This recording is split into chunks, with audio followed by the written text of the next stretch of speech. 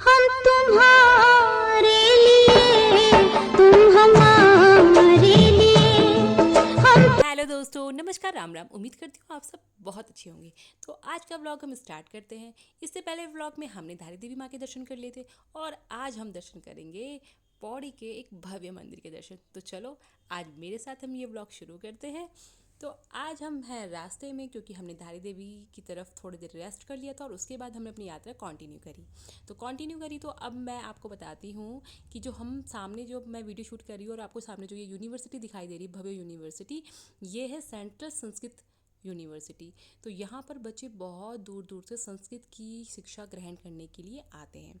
वैसे तो फ्रेंड्स, ये जो संस्कृत यूनिवर्सिटी है, वैसे तो ये क्या रुद्रप्रयाग पौड़ी के में पड़ती है और इसके सामने ही जो अलकनंदा भागीरथी नदी क्या होती है, प्रवाहित होती रहती है। और इसी के साथ साथ अभी आप आगे देखेंगे जब मैं अपने ब्लॉग से, तो ये इतनी बड़ी यूनिवर्सिटी इतनी सुंदर होती है, बहुत सुंदर। तो देखिए, ये अलकनंदा और भागीरथी का संगम भी आपने देख लिया है। और यहाँ पर जब हरिद्वार में जब किसी का छल वल नहीं पूछता, तो लास्ट में जो है लोग यहाँ पर आते हैं, कहते हैं कि ज़्यादा जिस पे बहुत ज़्यादा शक्ति, बाह्य शक्ति जो है उस पर प्रभावी हो जाती है, तो उसको यहाँ आके जो भी मतलब पंडित जी पूजा पाठ करते हैं, उससे वो ठीक हो जाता है। तो ये तो कुछ मान्यताएं हैं। फाइनली हमने 2 घंटे का सफ़र पूरा कर लिया और उसके बाद हम पहुँच गए हैं डांडा नागराजा मंदिर पे। तो यहाँ पर शेषनाग के ऊपर जो है श्री कृष्ण भगवान विराजित हैं और इसी के साथ साथ हम अब यहाँ एंट्री ले रहे हैं। तो फटाफट से मैंने भी इसी पे रखा पल्लू और चल करनी स्टार्ट करी अपनी यात्रा। तो देखिए, ये यात्रा कुछ इस प्रकार है कि हम जो है, जब मैं आपको दिखा रही हूँ, तो ये छोटा सा प्रांगण है, मतलब छोटा प्रांगण तो नहीं, प्रांगण तो बहुत बड़ा है, लेकिन ये रास्ता जो है मुख्य द्वार पर जाने के लिए है। और ये है जो मंदिर है, यही जो है यहाँ पर मुख्य मंदिर है।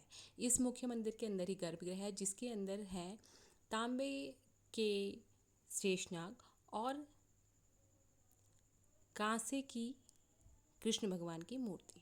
तो इसी के साथ साथ मेरे फ्रेंड फैमिली मेम्बर भी सब आगे कंटिन्यू कर रहे हैं। हमने फटाफट से जो है अंदर प्रवेश कर लिया है, पंडित जी को बुला दिया है और पूजा अब स्टार्ट होगी। तो हम सब के सब जो है अब इसी का वेट करने की फटाफट से जो है पूजा भी संपन्न हुई। और ये जो आप बैल देख रहे होंगे, आपने देखा होगा पतले पतले जो पिलर्स हैं, वहाँ पे भी बैल लगी हुई हैं। तो ये बैल इसलिए लगी हुई, घंटे से लगी हुई, कि जिनकी भी विश कंप्लीट होती है वो वहाँ पर अपनी विश कंप्लीट होने पर उनको बांधते हैं। और प्रसाद में भी यहाँ जो हमें मिलता है वो गुड़ की भेली और घंटी मिलती है। तो घंटी आपकी इच्छा है, जब आप विश पूरी हो जाए तब कर सकते हैं। तो देखिए, सामने आपको दिखाई दे रहे हैं शेषनाग और कृष्ण भगवान की मूर्ति। तो फाइनली दोस्तों, हमारी पूजा भी कंप्लीट हुई और हम जल्दी से बाहर बैठ गए, क्योंकि मंदिर शाम के समय थोड़ा सा खाली था और हम सब जो है बहुत इन्जॉय कर रहे थे। तो बहुत अच्छे दर्शन हमको हुए थे। इसीलिए मैं आपके साथ ये शेयर भी कर रही हूँ ब्लॉग, क्योंकि यहाँ पे मान्यता है कि यहाँ पे जो भी आता है उसकी विश पूरी ज़रूर होती है। और वैसे तो फ्रेंड्स, आपको पता ही होगा कि सच्चे मन से कुछ मांगो तो वो विश पूरा हो जाता है। वो शाहरुख खान का एज यूजुअल एक डायलॉग, सच्चे दिल से यदि किसी को चाहो तो पूरी कायनात उसे मिला देती है। तो उसी तरीके से फ्रेंड्स, कि हमने सच्चे दिल से अगर कुछ भी मांगे भगवान से, आप शायद घर से भी मांगेंगे तो विश पूरी शायद हो ही जाएगी। ऐसा मेरा विश्वास है, ऐसा मुझे लगता है। तो फाइनल दोस्तों, देखिए, इसकी जो एंट्रेंस गेट था उसके अगल बगल में जो माता रानी और हनुमान जी भी विराजित हैं। और सामने से ये सुंदर पहाड़ियाँ दिखाई दे रही, जहाँ पे बहुत, एक तो ये जो मंदिर है बहुत हाइट में है और बहुत ठंडी हवा चल रही थी। तो फाइनली दोस्तों, ये जो मेमोरी थी आपके साथ मैंने शेयर करी और ये शायद हमेशा मेरे दिल में रहेगी और आपके भी शायद।